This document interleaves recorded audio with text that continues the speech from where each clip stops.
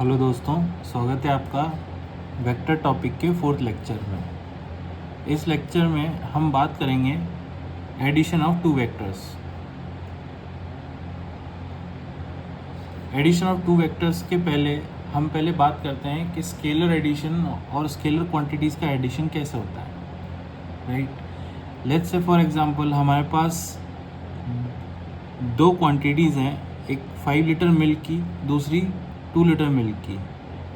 उस केस में हम उन दोनों को अगर एक ही कंटेनर में मिलाएंगे तो the resultant would be the 7 litre of milk. तो 7 लीटर का मिल्क हमारे पास रहेगा एज अ रिज़ल्ट, राइट। ये रूल कहता है, ये जो एडिशन हुआ है, ये एडिशन हुआ है एज पर the rule of scalar algebra, right. But हम ये सेम चीज़ वेक्टर के एडिशन में नहीं कर सकते। तो उसके लिए जो वेक्टर अलजेब्रा का जो रूल है, उस वेक्टर अलजेब्रा में हमें सेट ऑफ रूल्स दिए गए हैं। उन सेट ऑफ रूल्स में हमारे पास 3 तरह के रूल्स हैं। पहला है triangular rule for addition of vector, दूसरा है parallelogram rule for addition of vector, और तीसरा है polygon rule for addition of vectors, right. तो इस लेक्चर में हम फोकस करेंगे ट्राइंगुलर रूल पे, राइट। तो ट्राइंगुलर रूल क्या कहता है? ट्राइंगुलर रूल बोलता है कि अगर हम दो वेक्टर्स को डिफाइन करें और वो दोनों वेक्टर किसी एक ट्राइंगल की दो साइड्स को रिप्रेजेंट करते हैं जिनका ऑर्डर सेम है, राइट। तो यहाँ पे जो वेक्टर ए है इसका ऑर्डर इस तरह से है और वेक्टर बी का ऑर्डर इस तरह से है, तो हम इन दोनों को कहेंगे कि ये सेम ऑर्डर में है, राइट। अब अगर हम इन दोनों को एक ट्राइंगल की दो साइड्स को रिप्रेजेंट करने के लिए बोलते हैं, तो जो तीसरा जो वेक्टर होगा, जो third side of a triangle होगी,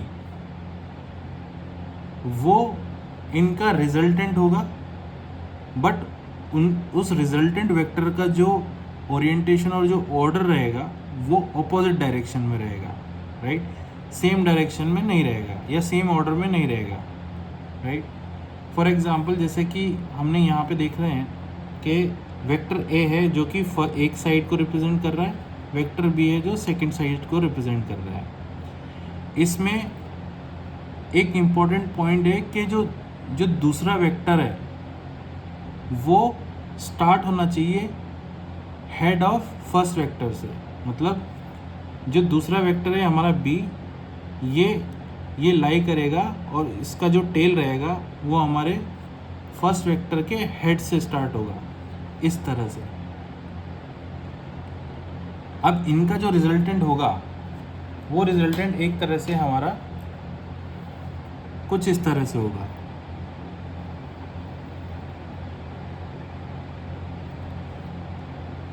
इसको हम नाम देते हैं सी वेक्टर, जो कि रहेगा एक तरह से addition of A vector plus B vector. अब यहाँ पे आप देख रहे हैं कि इस जो सी वेक्टर का जो ऑर्डर है वो इनके जस्ट ऑपोजिट है, राइट।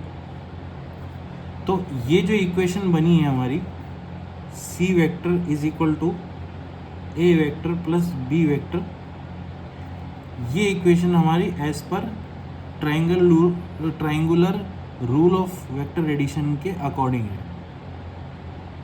राइट। नाउ अब हम बात करते हैं न्यूमेरिकल्स की। तो हमारे पास एज पर द ट्राइंगुलर रूल हमें इन सभी एग्जांपल्स की इक्वेशन लिखनी है, राइट। तो मैं चाहता हूँ कि आप पहले वीडियो पॉज करें, अपने अकॉर्डिंग पहले इनकी इक्वेशन लिखें, फिर we can discuss about the solution. तो सॉल्यूशन हम स्टार्ट करते हैं।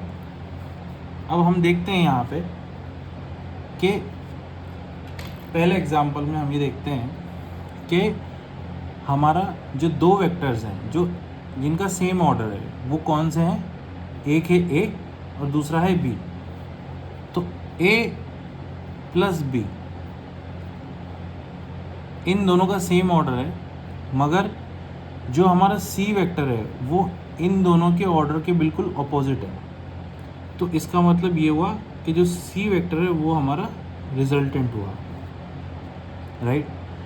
सेकंड केस में हम देखते हैं कि जो सेम ऑर्डर वाले जो वेक्टर हैं वो कौन से हैं, वो है हमारे सी एंड बी।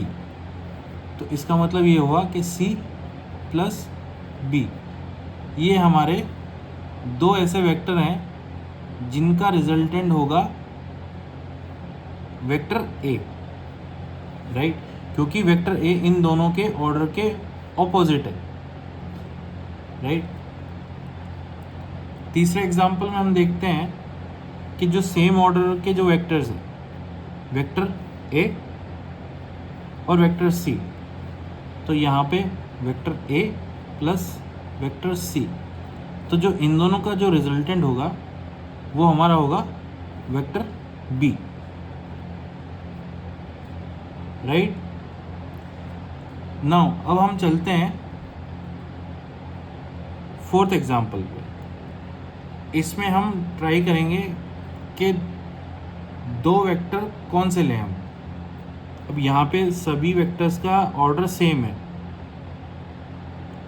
तो ये एक स्पेशल केस है, राइट।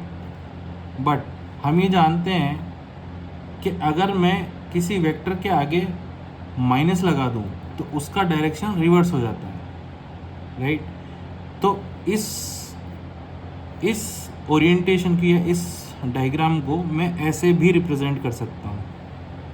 ये मेरा हुआ वेक्टर ए, ये मेरा हुआ वेक्टर बी, और ये मेरा हुआ वेक्टर सी, राइट। नहीं, ये हुआ मेरा माइनस वेक्टर सी, राइट। क्यों? क्योंकि मैंने रिवर्स इसकी डायरेक्शन कर दी है, राइट। अब हम देख सकते हैं कि यहाँ पे दो वेक्टर्स का ओरिएंटेशन एक जैसा है, तीसरे वेक्टर का ओरिएंटेशन बिल्कुल अपोजिट है। तो इसके हिसाब से क्या हुआ, माइनस सी ये रिजल्टेंट है किसका, वेक्टर ए का प्लस वेक्टर बी का, राइट। अब हम थोड़ा इसको और आगे लेके चलते हैं। ये तो हमारी इक्वेशन होगी एज पर the triangular rule for the vector addition, right.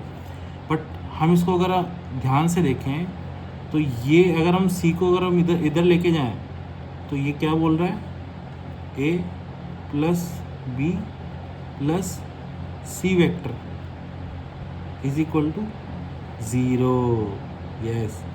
तो बेसिकली ये इन तीनों का अगर हम रिजल्टेंट निकालें तो ये एक तरह का हमारा नल वेक्टर या ज़ीरो वेक्टर हमारा एज ए रिजल्टेंट आया, राइट। इसका मतलब क्या है कि इसका जो मैग्नीट्यूड होगा वो 0 होगा और इसका जो डायरेक्शन रहेगा वो अनडिफाइंड रहेगा। ये बहुत इंपॉर्टेंट पॉइंट है कि अगर तीनों वेक्टर ट्राइंगल के एक क्लोज लूप बनाते हैं, right, this is a note, ये एक नोट है कि तीनों वेक्टर अगर ट्राइंगल के एक क्लोज लूप बनाते हैं तो उस केस में उनका जो रिजल्टेंट होगा वो हमारा नल वेक्टर होगा, राइट। तो if 3 vectors of triangle are in closed loop, therefore the resultant